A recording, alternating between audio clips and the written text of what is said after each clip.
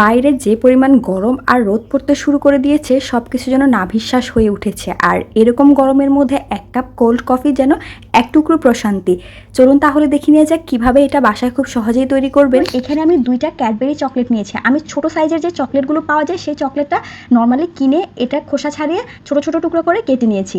এখন এটা আমি একটা বাটিতে দিয়ে দিচ্ছি। এখন এর মধ্যে আমি 3 টেবিল চামচের মতো দিয়ে দিচ্ছি লিকুইড দুধ। এখন এটাকে আমি খুব ভালোভাবে ওভেনে 1 মিনিটের মতো রেখে মেল্ট করে নিয়েছি। দেখতেই পাচ্ছেন এটা খুব ভালোভাবে মেল্ট হয়ে গিয়েছে। এখন এটা আমি কোল্ড কফি তৈরি করতে ব্যবহার করব। এটাকে আমি একটা সাইডে রেখে দিচ্ছি। অন্যদিকে ছোট একটা পাত্রের মধ্যে এখানে আমি 2 চা চামচের মতো দিয়ে দিচ্ছি কফি। আপনারা কতটুকু কফি তৈরি করবেন সেই পরিমাণ অনুযায়ী কিন্তু কফি পাউডারটা বাড়িয়ে কমিয়ে ব্যবহার করবেন। এখানে আমি ইনস্ট্যান্ট কফি পাউডার নিয়েছি। এখন এর মধ্যে 2 টেবিল চামচ পানি দিয়ে এটাকে আমি খুব ভালোভাবে মিশিয়ে দিচ্ছি। এখন কফি তৈরিতে আমি এই মিশ্রণটা ব্যবহার করব।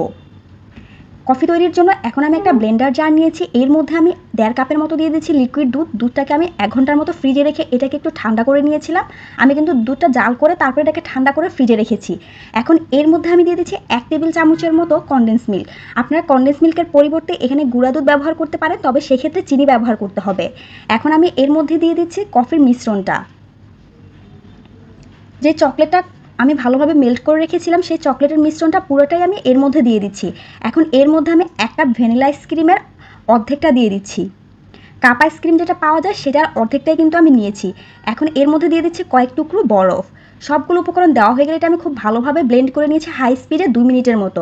ব্যাস রেডি হয়ে গেল মজাদার কোল্ড কফি।